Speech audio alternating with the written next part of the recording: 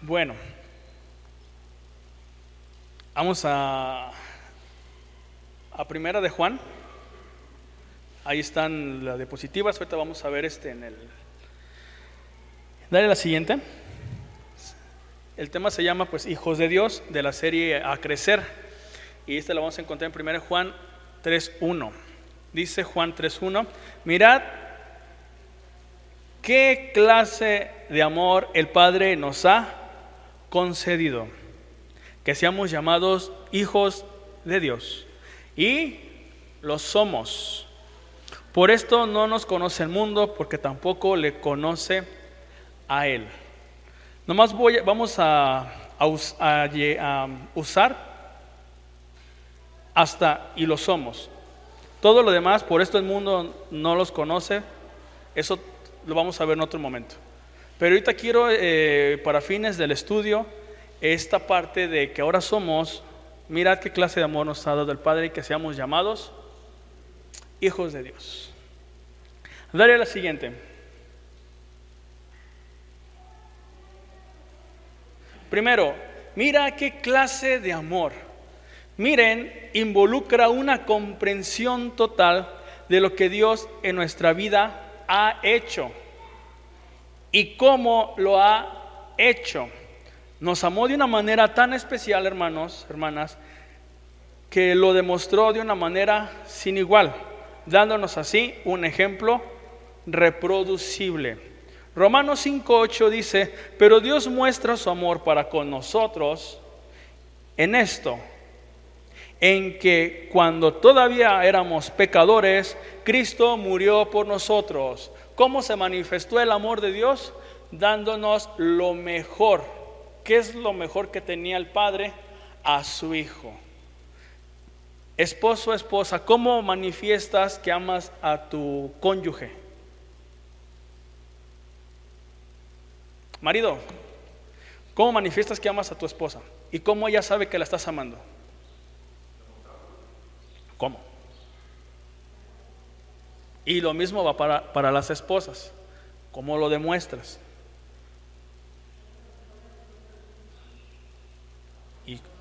¿Y cómo? ¿Cómo? ¿Y qué más? ¿Qué más? ¿Cuántos de ustedes le dedican tiempo?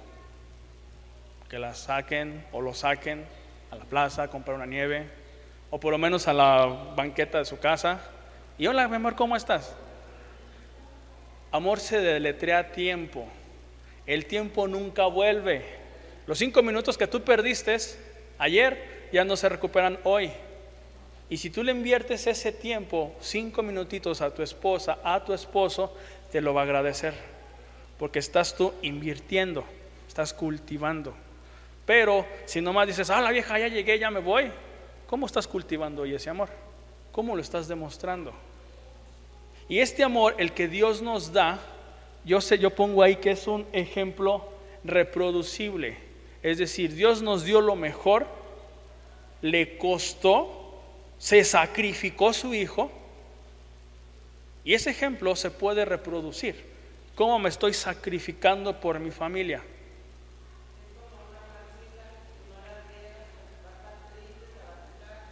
Uh-huh.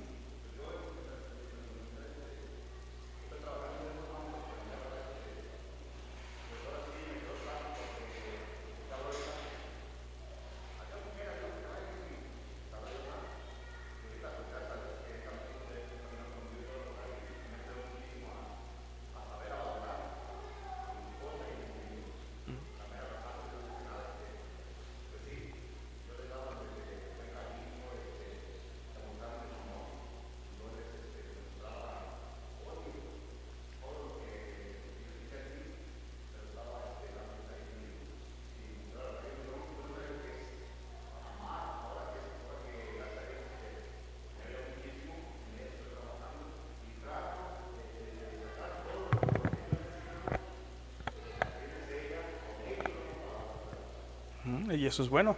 Y aquí lo que quiero que veamos es esta parte. Mirad qué clase de amor. O sea, esta palabra mirar es que quiero que Pablo, el autor, nos está diciendo, vean de qué manera, quiero que lo entiendan, quiero que lo comprendan, que no tan solo digan, amo a mi pareja o la quiero, sino que esta palabra miren es que la conozcas de tal manera, tan íntimamente, tan perfectamente, para que tú digas, si yo hago esto, sé que le va a agradar. Si yo hago esto, sé que le va a disgustar. Si yo hago esto, sé que me va a decir algo bonito. Pero si yo hago esto, sé que va a ocurrir este problema. Es esa manera tan perfecta en conocer a tu pareja que casi puedes, ahora sí que adivinarle el pensamiento.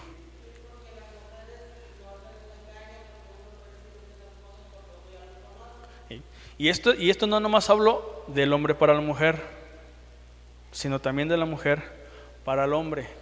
Va para ambos lados, quiero que entendamos. Porque esta parte de miren involucra una comprensión total. ¿Quién es mi esposa?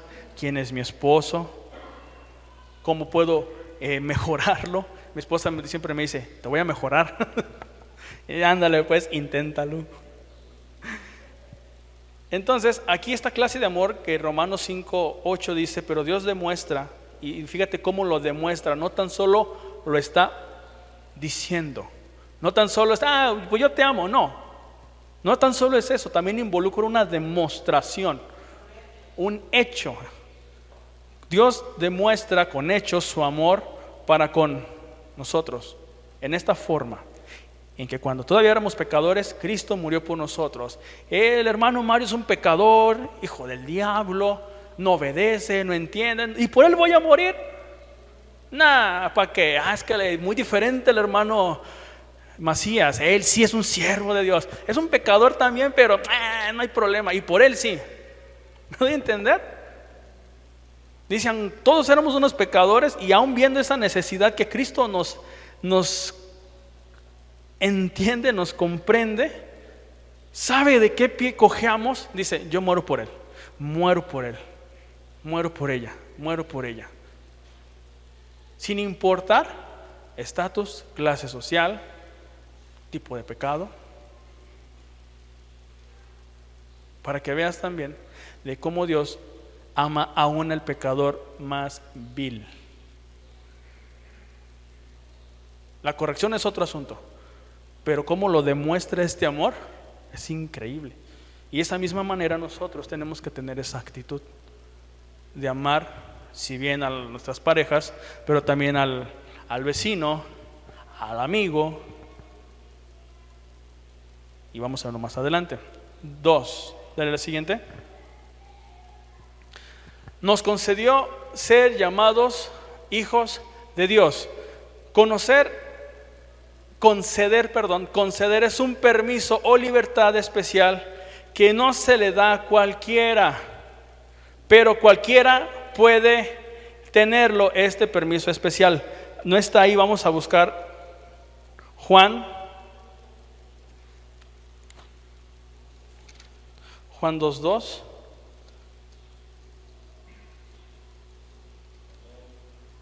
A ver si es.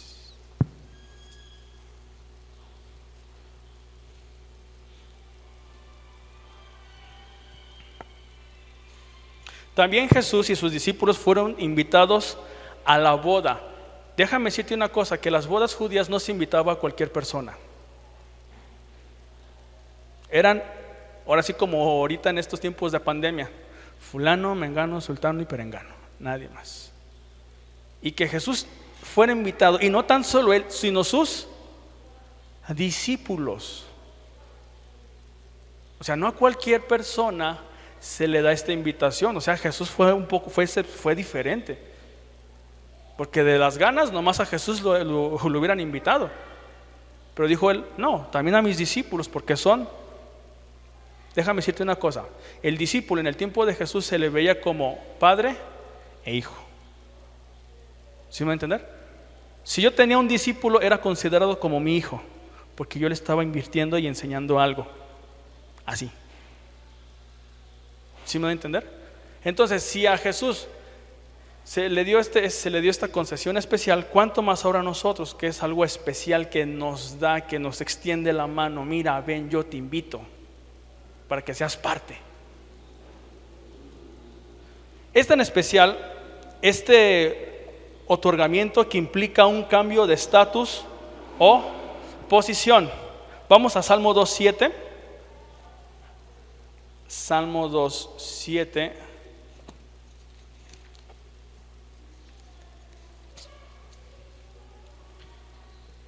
Yo te daré a conocer el decreto que el Señor me ha comunicado. Tú eres mi hijo, en este día te he engendrado. Podríamos decir, ¿qué tiene que ver esto? A simple vista, pues como que no, ¿verdad? Déjame decirte una cosa.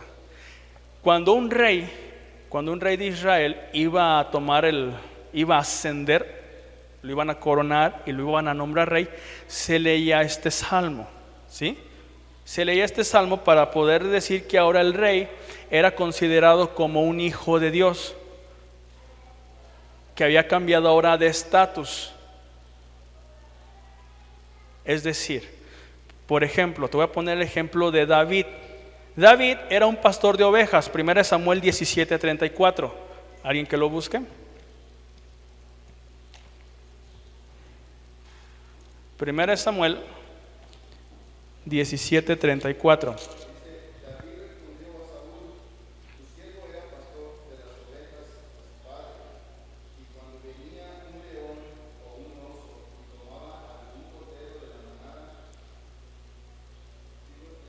Hasta ahí, nomás el puro 34. ¿Qué era David? Un pastor. Y cuando venía un león o un oso, ¿qué hacía David?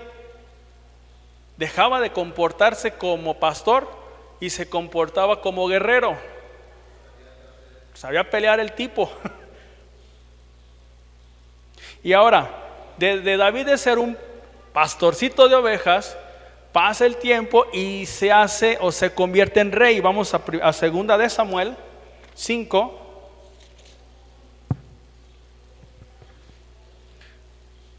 Del 1 al 5.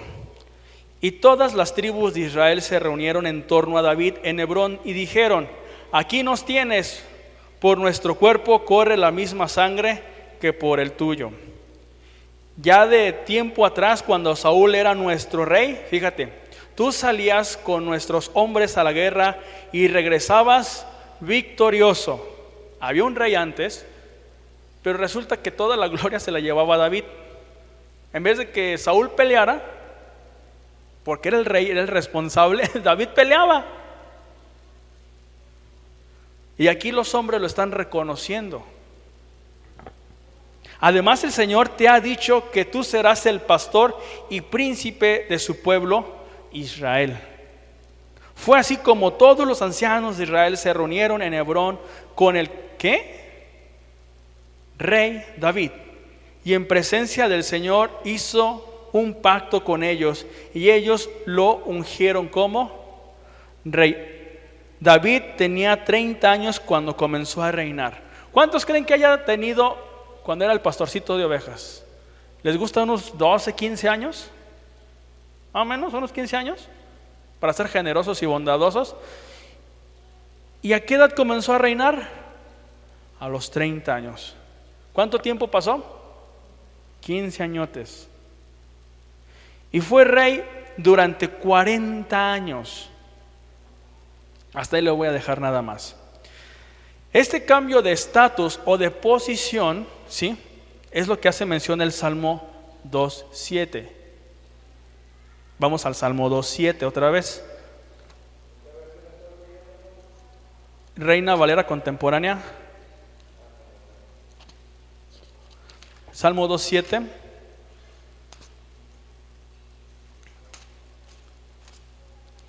Yo daré a conocer el decreto que el Señor me ha comunicado.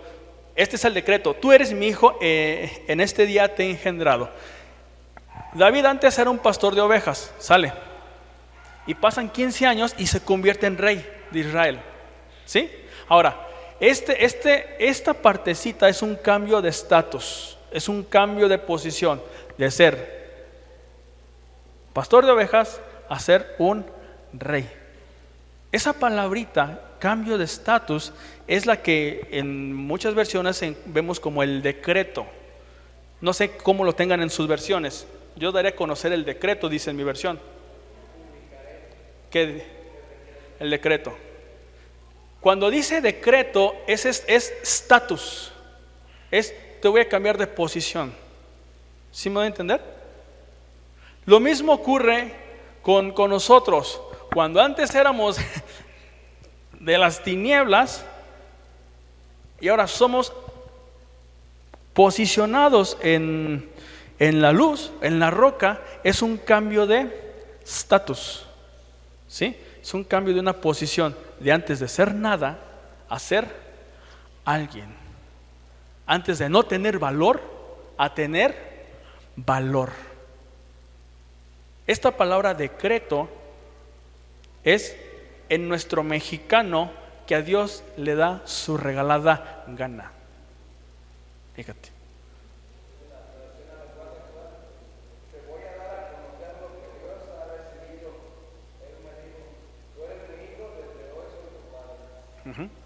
Y esto hacía cuando el rey se coronaba. A David, cuando lo coronaron rey, ¿sí? Escribe este salmo: yo voy a publicar el decreto. David, tú vas a ser ahora mi hijo. ¿Por qué? Porque los reyes eran considerados como hijos de Dios, porque debían de actuar conforme al corazón de Dios. Y todos los reyes después de David se les leía este salmo para poder decir: ahora él es un representante de Dios, ahora él es un hijo de Dios y nos va a guiar. Él es el ejemplo a seguir. Él es ahora nuestro líder. No tan solo político, moral, sino también espiritual, por si lo queremos ver así. ¿Sí me voy a entender? Que también estaba el sacerdote. Luego vemos ese asunto. Es muy interesante la parte del sacerdocio. Pero David era visto como un gran líder espiritual. Después la regó el pobrecito. Luego vamos a ver eso. Pero entonces nos concedió, es que te da ese permiso para que Mario, ahora yo te concedo a ti que eres hijo de Dios. Te cambio de estatus. Te cambio de ser nada a ser alguien. Dale la siguiente. Ser hijo de Dios es una posición que Dios nos da ante todos. Déjame decirte eso. Es una posición que Dios nos da ante todos. Hay una regla de oro. ¿Cómo la tenemos? Regla de oro. A Dios le da su regalada gana. Así de fácil. A Dios le da su regalada gana, de acuerdo al Salmo 2:7. Yo voy a publicar el decreto, nadie más. Dale la siguiente. ¿Por qué se le da su regalada gana? Juan 1:12. Mas a todos los que le recibieron, a los que creen en su nombre, les dio potestad de ser hechos hijos de Dios. Pónganle atención a las palabras subrayadas. Son hijos, les dio potestad de ser hechos hijos de Dios. Son hijos de Dios, pero no por nacimiento físico. ¿Sí? No tiene que ver ningún acto ni deseo humano, no porque a mí se me ocurra decirle: hermano Rigor, usted será hijo de Dios, órale. No porque me hayan bautizado, ahora tengo ese estatus, no, sino ahora porque eso ahora es por, vamos al versículo 12, más a todos los que le ¿qué? Recibir es, escucho atentamente lo que se me está diciendo, mi posición inferior, mi estado ante Dios, mi condición ante Dios, y digo: bueno, sé que estoy mal, la Biblia me dice que estoy mal, Dios me dice que estoy mal, pero me extiende su favor, me extiende un puente, me dice: te doy chance de que cambies el estatus de ser nada a ser alguien. Eso es los que recibieron, los que escuchan. No tan solo basta con recibir. Recibir es escuchar atentamente. Y después viene y a los que creen. Creer es escucho y obedezco, lo pongo en práctica, escucho y voy hacia adelante. Eso es creer. Yo recibo una palabra y la pongo en práctica, porque si no la pongo en práctica, no me va a bendecir. Es como si usted tuviera $1,000,000 en el colchón y se le quema el colchón. ¿Y qué dice? Gloria a Dios. ¿Sí me da a entender? O sea, ahí está alzado y está bien. ¿Sí? Exactamente. Yo puedo recibir ese yo puedo recibir toda la palabra que yo quiera acá, todas las bendiciones que yo quiera, todo eso, y está muy padre, pero si no lo llevo a la práctica, no me sirve de nada. Ese es el detalle. Dice: a los que creen en su nombre, ojo, les dio potestad, derecho, autoridad, le dio la regalada gana a Dios, que sean llamados hijos de Dios. Fíjate. Son hijos de Dios, pero no por nacimiento físico. No tiene que ver con ningún acto ni deseo humano. Son, y aquí viene, son hijos de Dios porque Dios así lo quiere. En mexicano, ¿cómo se leería esta última frase? Porque se le da su regalada gana. ¿Pero por qué? ¿En base a qué se le da su regalada gana? En oír y en obedecer. Escucho y obedezco. Debes actuar así, hermano, hablar así y vivir así. Dale la siguiente. Mirad, volvemos al texto, mirad qué clase de amor el Padre nos ha concedido, que seamos llamados hijos de Dios, y lo somos. Préstale mucha atención a lo subrayado. Dale la siguiente. ¿Se puede perder este estatus? ¿Se puede perder esta acción? ¿Se puede perder algo que nunca se tuvo? Pregunta. 2. ¿Se puede crecer algo que nunca se plantó? Tercera pregunta. ¿Qué pasa cuando se viola un pacto? ¿O qué pasa cuando decido no obedecer? ¿Sí me van a entender? ¿Por qué? Porque muchas veces vemos,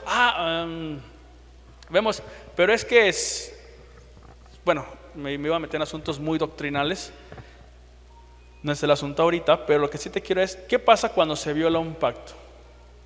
Yo les había dicho que qué pasaba cuando se violaba un pacto. No sé si recuerden. Estamos en pacto, es un acuerdo con Selene. ¿Sale? Esta silla va a ser nuestro límite de tierra. ¿Sí? Y el pacto consiste, por poner un ejemplo, ¿sabes qué, Selene? Déjame entrar 10 metros a tu tierra, porque mis ovejas van para allá y hay agua. ¿Sí? Y Selene dice, sí, no hay problema. Selene también me pone una condicionante. ¿Sabes qué? Es que las vacas se vienen para acá, porque hay agua y pasto y todo lo que quieras, ¿sale? Y le digo, sí, no hay problema, ¿qué estamos haciendo? Estamos pactando. Ella me da permiso, yo le doy permiso. Pero un día que yo le diga, no, Selene, ya no se puede. Pero mis ovejas siguen invadiendo su territorio, una y otra y otra. Y déjame decirte una cosa, para que un pacto tuviera valor, se sacrificaba un animal, se cortaba la mitad, así, en señal de que si una persona violaba ese pacto, iba, por así decirlo, tener esa misma condición, la persona quien violaba ese pacto. Fíjate. O sea que si yo violaba el pacto, no, Selene, es que ya no pueden pasar tus vacas, pero mis ovejas sí. Yo, por andar violando el pacto, merecía la muerte, porque eran pactos de sangre.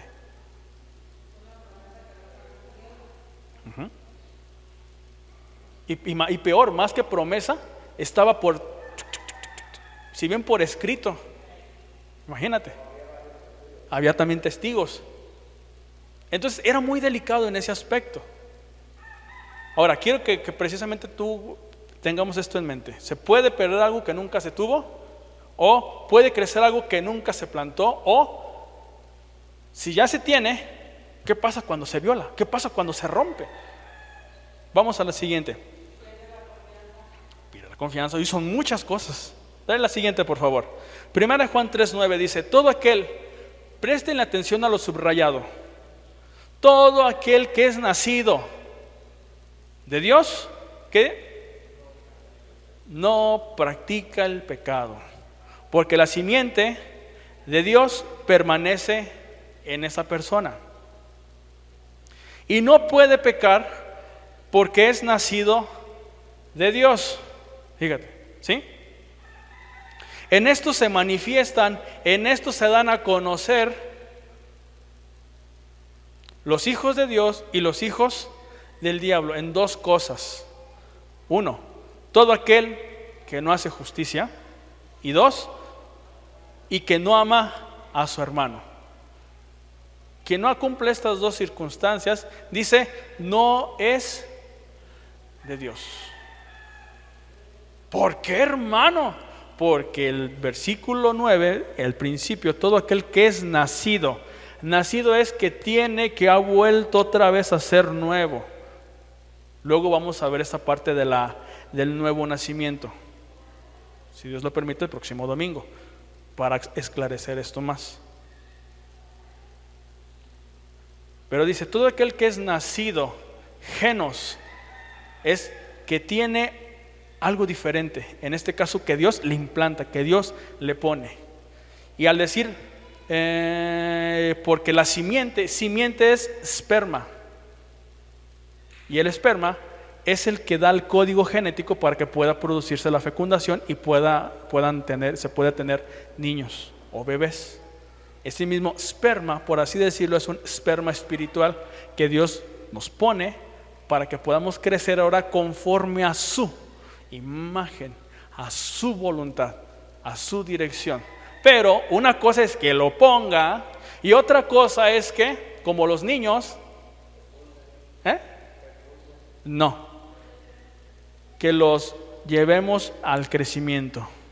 Y eso es diferente. Una cosa es que seamos hijos de Dios, y otra cosa es que desde niños como tal, no digo de cuna, es cómo yo voy a estar llevando ahora a este nacido de Dios, cómo lo voy a estar llevando de la mano para que crezca.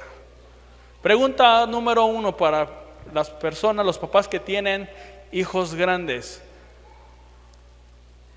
Papás que tienen hijos grandes, 12 años más o menos, es más de 5 para arriba. ¿Tuvo que educar a su hijo? ¿Lo está educando? ¿O nació y creció así tal cual? ¿Y por qué?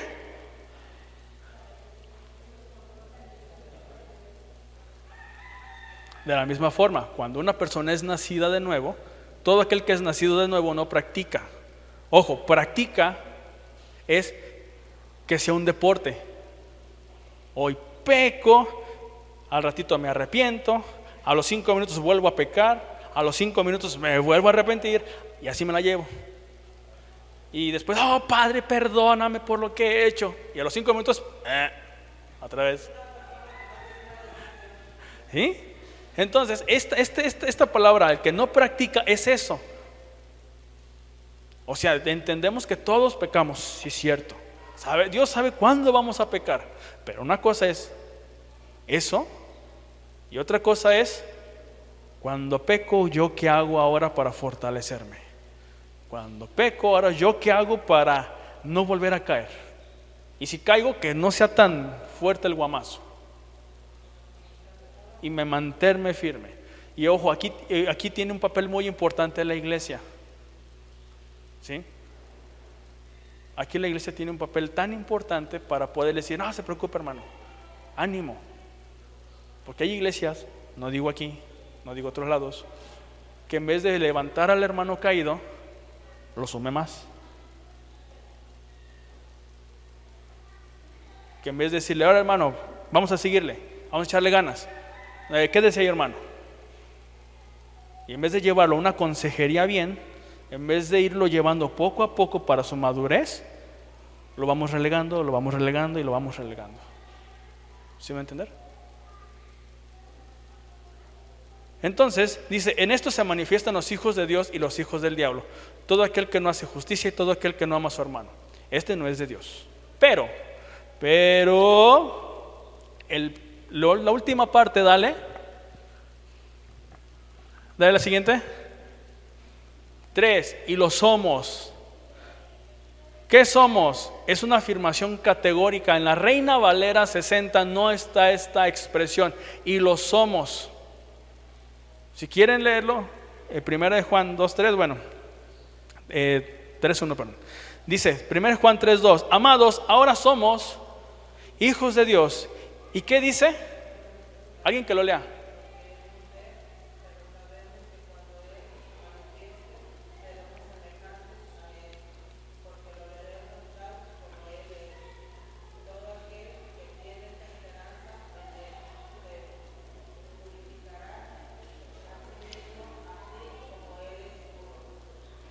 Así es. Dice, ahora somos hijos de Dios, ahora tenemos esta categoría, ahora tenemos este estatus diferente, único, ¿sí? Ahora estamos más cerquita, por así decirlo, a Dios. Y dice, ¿sí? Y todavía dice, y aún no se ha manifestado lo que hemos de ser. O sea que no somos lo que tenemos que ser todavía. Falta. Pero en el camino de la vida, siempre utilizo estas gradas, cuando usted va subiendo de una grada a otra grada, es porque Dios quiere que lo veas, vengas a Él, que hay cosas en tu vida que hay que cambiar, que hay que mejorar, porque no se ha manifestado todavía lo que somos, porque hay cosas en nuestra vida que tenemos que limar. Tenemos que cambiar, tenemos que mejorar. Si usted ya se cree perfecto, pues no. Si usted dice, ay, es que yo cómo le voy a hacer, es que yo ya no puedo, es que miren quién soy y mis estudios. Muchas veces las personas se basan su crecimiento a través de los estudios. Es que no estudié, me quedé sin estudios, no hice ni la primaria, ni kinder, ni guardería. Y él sí. ¿Sí me doy a entender? Es que a mí no se me dio la oportunidad, por eso estoy así, pero él sí lo puede hacer. Y muchas veces nos comparamos con el que sí puede. Cuando dice Dios, compárate con Cristo. Tu modelo a seguir no es fulano, no es fulana, es Cristo. Por eso hace como 15 días o 22 días les puse el cristómetro. ¿En qué nivel estamos en parecernos a Cristo? Y gracias a Dios, para con Cristo no se ocupan títulos, ni certificaciones, ni nada académicamente hablando. Lo que se ocupa es un corazón sincero, contrito, que le ame, que esté dispuesto a seguirle. Los discípulos de Jesús eran unos iletrados, eran del vulgo, no tenían letra, nada. Lo único que sabían eran lo que habían aprendido en el templo y lo que habían aprendido con su Señor, con Jesús. Es lo que sabían. Y todavía mejor aún, Dios les mejora la oferta, les da el Espíritu Santo, y con el Espíritu Santo pueden hacer señales, obras y prodigios. Sanaban la gente con la pura sombrita. La pura sombrita, nomás le hacen así sin nada más, la pura sombrita. Y rabinos y fariseos que tenían tiempo conociendo a Dios, por así decirlo, no podían hacer eso. Tenían que valerse de conjuros para poder exorcizar. Luego en un estudio les voy a traer un conjuro del tiempo de Jesús. ¿No? Esto está padre. Sí, hay una hojita más o menos así, y en el centro está la cara de un supuesto demonio. Y alrededor está escrito en letras hebreas y está el susodicho conjuro. Entonces, está interesante de que esos papeles o esos tipos de exorcismos los utilizaban esta clase de personas. Pero cuando viene Jesús le dice, órale, sal fuera. Cuando Pablo dice, órale, sal fuera. Cuando Pedro dice, órale, sal fuera, todos los discípulos, sal fuera. O sea, es interesante de que lo que Dios hace con hombres que no tienen aparentemente valor. Pero Dios hace maravillas y prodigios con hijos de Dios. ¿Sí me doy a entender? Así que mi hermano, dale gracias a Dios porque te dio un estatus, te dio un quién eres y para quién eres.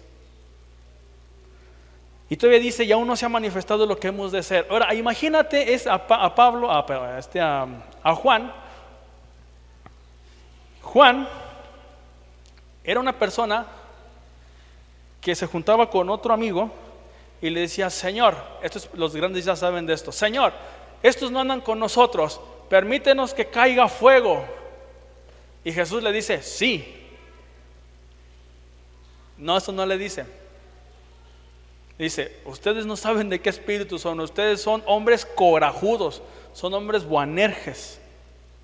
Juan que decía, vamos a hacer que caiga fuego sobre estas personas que no nos siguen, que no están con nosotros, que no son de nuestra élite, que no creen lo que nosotros creemos, a esos hay que prenderles fuego, Señor. ¿Y qué le dice Jesús? ¿Los que están más grandes? No. Y pasa un tiempo con Juan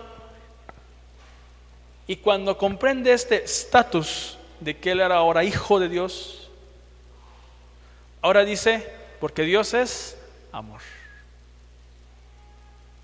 De pasar de un estatus de Señor, caiga fuego, a el que ama a Dios y ama a su hermano son hijos de Dios. El que no, no. A ese nivel llegó Juan porque comprendió su estatus, comprendió quién era delante de Dios. Dicen en los comentaristas históricos que cuando Juan ya estaba viejo y anciano, lo traían como en una especie de silla en el templo o en una iglesia y lo dejaban. Y nomás lo único que decía es, Dios es amor. Y ya. Pero decían de que lo decía con esa pasión, esas palabritas, Dios es amor, esas 3 palabritas, y convertía a un montón de gente. Solo esas 3 palabras, Dios es amor. Y un montón de gente se acercaba al Todopoderoso.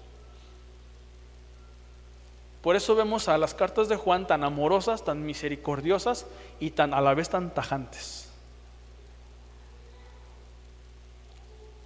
Amados, ahora somos hijos de Dios y qué bueno y qué padre. Y aún no se ha manifestado lo que hemos de ser. Dale gracias a Dios que lo que ahora tú tienes es porque Dios te lo ha dado de misericordia. Y todavía te falta todavía. Cuando venga el Señor te va a dar una afinación y te va a dar lo que te hace falta. Pero sabemos que cuando Él se manifieste seremos semejantes a Él, porque le veremos tal y como es Él. Y todo aquel que tiene esta esperanza en Él se purifica a sí mismo, y todo el que es así como el que es puro. Por eso, hermano, hermana, ¿se acuerda de la fiesta de Yom Kippur? ¿O no se acuerdan?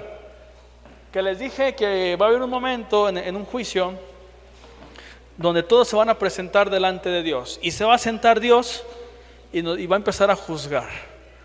Ahora sí vamos a platicar y va a empezar con los hijos de Dios, porque primero se empieza con la casa.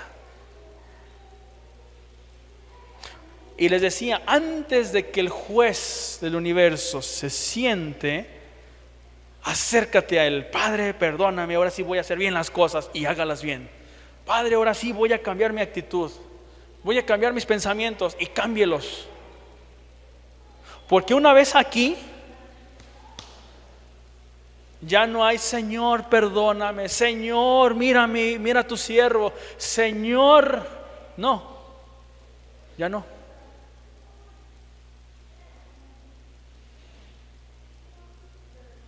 Cuando está así, tienes toda la oportunidad del mundo. Cuando no se sienta, tienes toda la oportunidad del mundo para decir, Padre, perdóname, me arrepiento y arrepiéntase. Y busque al Señor cuando esté así. Por eso le damos gracias a Dios porque todavía no se manifiesta lo que hemos de ser. Y también le damos gracias a Dios porque todavía nos da una chance de purificarnos para poder entrar en el reino de los cielos.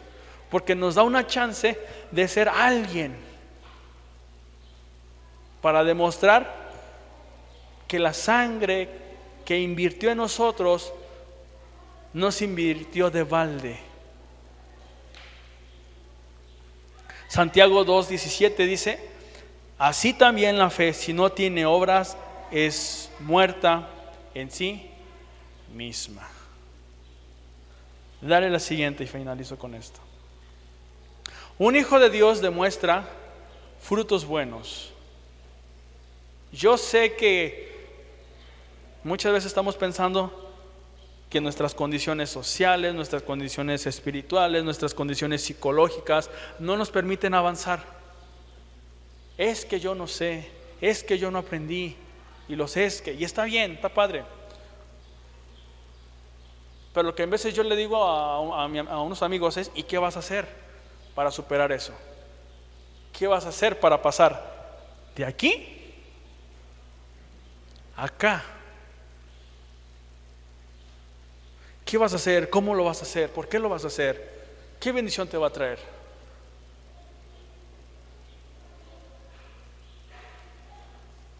Sabemos que Dios sabe que lo vamos a regar. Dios sabe. El día, la hora, la fecha, todo lo sabe. Pero hay momentos, déjame decirte, que Dios quiere que lo sorprendas. Hay momentos en que Dios dice: yo sé que lo vas a regar, pero ¿le voy a hacer así? No porque te esté ignorando. No. Le voy a hacer así para cuando tú clames a mí de corazón, de a de veras: Padre, ya la regué, perdóname. ¿Qué pasó, mijo?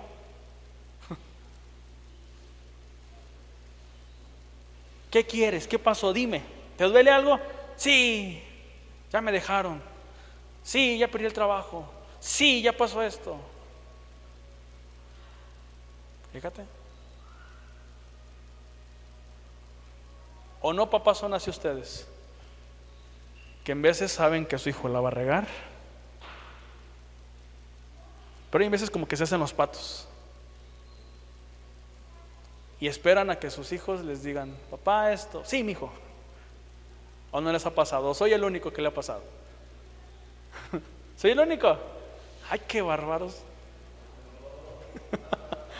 Qué padres tan padres. ¿Sí? Mateo 12:33: si el árbol es bueno, dará buen fruto, y si el árbol es malo, dará mal fruto, pues el árbol se conoce por su fruto. Esta semana, hermano, hermana, dedícate a podar esos frutos que te afean, que te hacen retroceder, que no aportan valor, que te quitan valor. Esta semana di: Padre, voy a hacer el FODA para saber en qué sí soy bueno, en qué de plano soy malo, qué tengo de fortaleza, cuáles son mis debilidades, qué amenazas tengo y qué oportunidades tengo.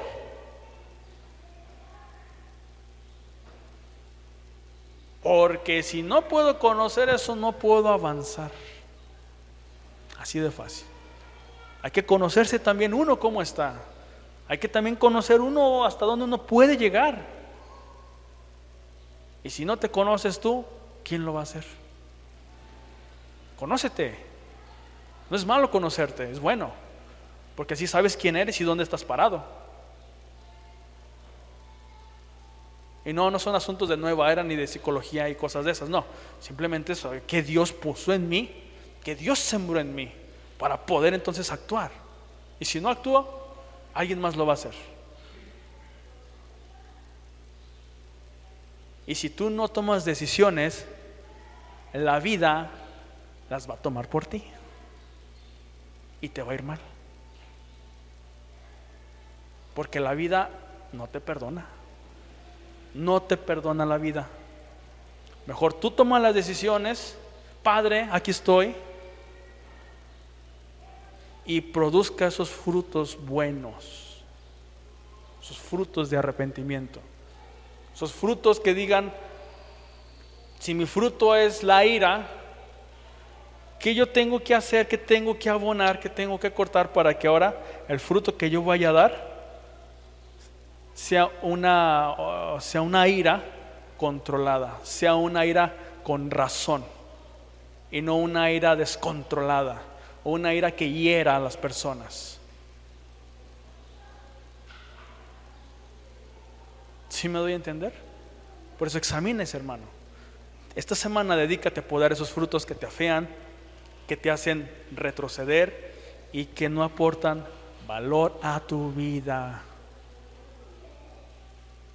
Si tú no lo haces, alguien más lo va a hacer y no te va a gustar.